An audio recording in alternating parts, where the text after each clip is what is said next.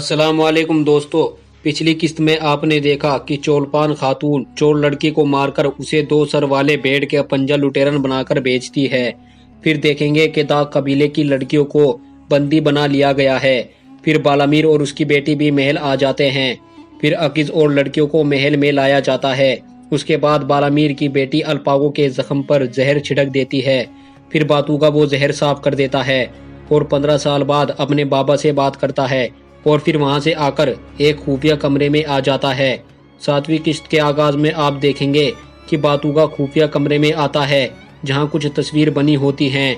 वे तस्वीर बातूगा की जिंदगी में होने वाले तमाम हादसे थे जो सब उसने बनाए थे। जिसके बाद बातूगा आज के वाक़े को भी तस्वीर का रूप दे देता है। क्योंकि वो किसी से बात नहीं कर सकता, इसलिए वो अपना गम हल्का करने के लिए ये तस्वीर बनाता है।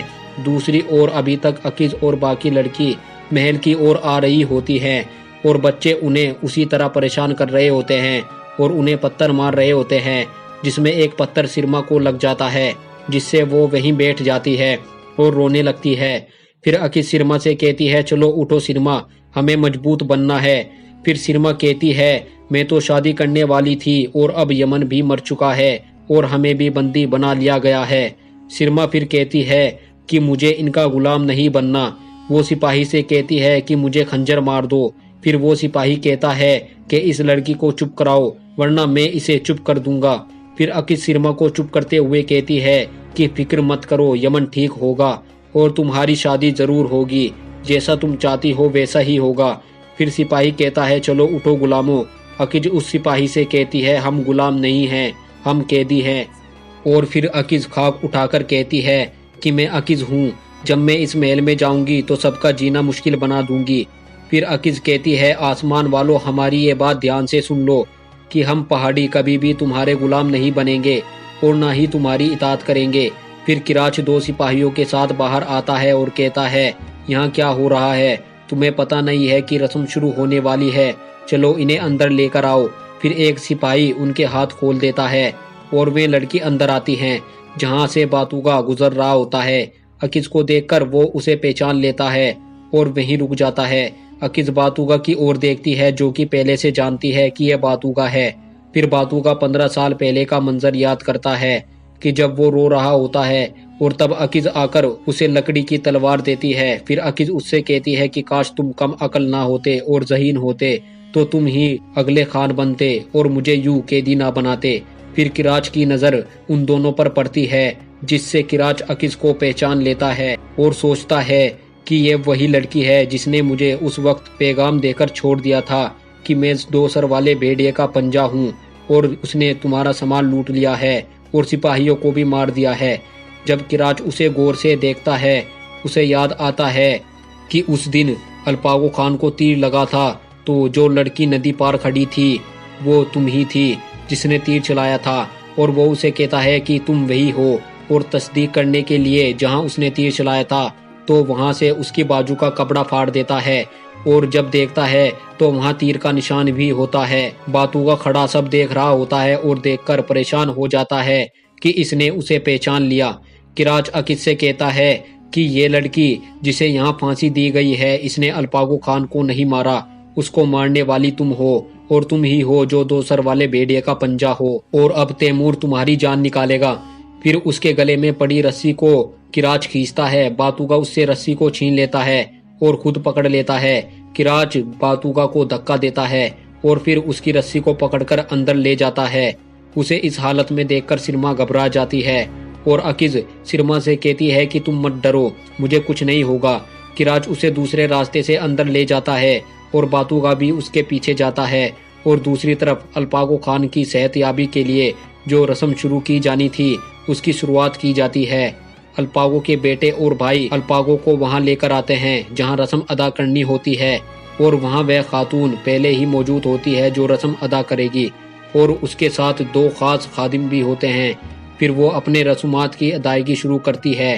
तैमूर, काया और बालामीर अल्पागो को उसके सामने लिटा देते हैं। इतने में किराच भी अकीज को खींचता हुआ वहां तक पहुंच जाता है। किराच वहां आकर रुक जाता है और फिर उनकी नजर अल्पागो पर पड़ती है।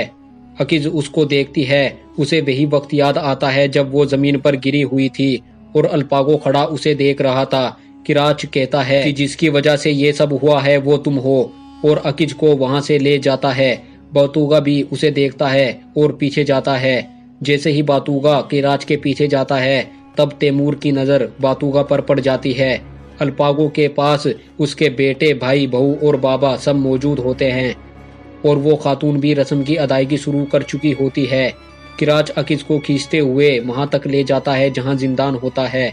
बातूगा भी उसके पीछे ही होता है।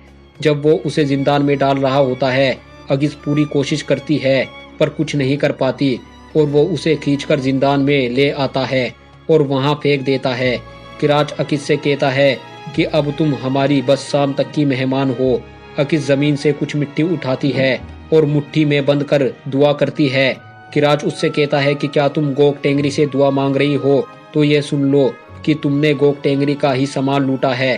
वो किसी भी चोर की दुआ नहीं सुनता। फिर किराज कहता है कि तुम्हारी दुआ सिर्फ और सिर्फ एलिक खान के माइमी ही देंगे, फिर वो तुम्हें अपने साथ पाताल में ले जाएंगे। ये नाम सुनते ही अकीज को कुछ याद आता है। अकीज सोचती है जब वो छोटे थे उन्हें एलिक खान की कहानी सुनाई जाती थी और अकीज अपने बाबा एल्विन के गोद में बैठी होती है।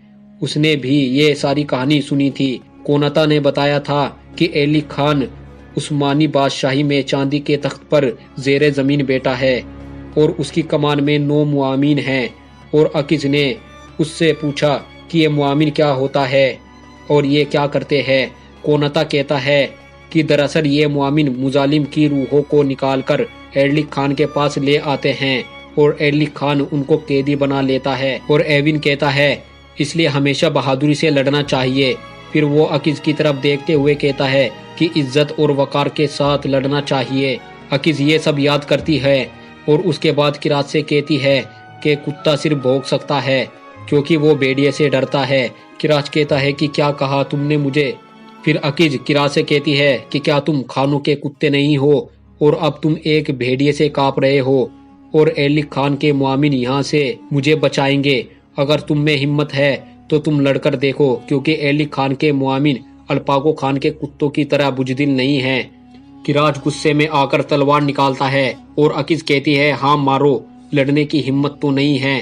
फिर किराज कहता है कि चलो ठीक है हम लड़ते हैं और फिर देखेंगे कि मुझ में कितनी हिम्मत है। वो खंजर निकालकर उसके पेशानों पर रखता है और कहता है कि पहले तो मैं तुम्हारी जुबान काटूंगा और फिर उसके बाद तुम्हारा दिल निकालूंगा। फिर अकीज कहती है कि मुझे भी तलवार दो ताकि मैं भी तुम्हारा दिल निकाल सकूं, पहले मेरी रस्सी काट दो। फिर वो खंजर से रस्सी काटने लगता है और फिर अचानक रुक जाता है और उसे कहता है तुम ये सब कुछ जानबूझकर मुझसे करवा रही हो। तुम्हें लगता है कि तुम ऐसे ही मर जाओगी इसलिए तुम मुझसे तलवार मांग रही हो। अकीज कहती है कि मैं इज्जत से मरना चाहती हूँ इसीलिए मैं तुमसे एक तलवार मांग रही हूँ। किराज खंजर उसकी गर्दन पर रखता है। अकीज उसको झटक देती है। जैसे ही वो आगे बढ़ता है अकीज दोनों हाथों से उसके मुंह पर मारती है और वो भी एक के बाद एक उसको मारता है और अकीज पीछे की तरफ गिर जाती है। अकीज जोर से दोनों पाँव उसकी टांग पर मारती है जिससे किराज झुक जाता है। फिर वो उसी तरह उसके सीने पर मारती है। इतने में बातूगा भी वहां पहुंच जाता है। किराज खंजर से अकीज को मारने के लिए उसकी गर्दन पर वार करने की कोशिश करता है और फिर वो ये कर ही रहा होता है कि बातूगा वहां पहुंच जाता है और वो मशाल जोर से उसके सर पर मारता है और किराज वहीं बेहोश होकर गिर जाता है और ये किस्त यहीं खत्म हो जाती है। मिलते हैं नए एपिसोड में।